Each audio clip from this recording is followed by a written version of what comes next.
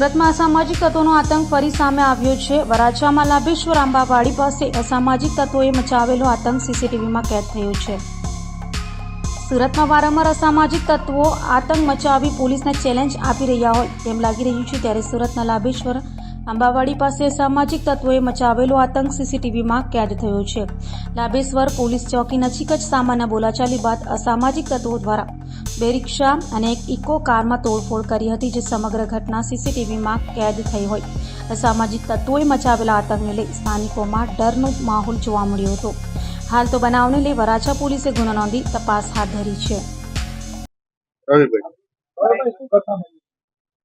રાત્રે 12 વાગ્યાના સુમારમાં 3 થી 6 ઇસમો આવીને ગાડીમાં તોડફોડ કરી ગયા। આપણે લાભેશ્વર ગોળ કેટલી ગાડી ને કઈ કઈ ગાડી? એક ઇકો કાર છે અને 2 રિક્ષા। કોણ હતા? એમના નામ ઠામ નથી ખબર। આગળની શું કાર્યવાહી?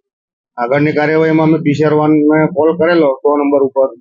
પીસીઆર1 આવી તેના ફોટોસ લીધેલા છે અને પોલીસ સ્ટેશન જઈ ફરિયાદ કરવાની છે। ફરિયાદની કાર્યવાહી અમે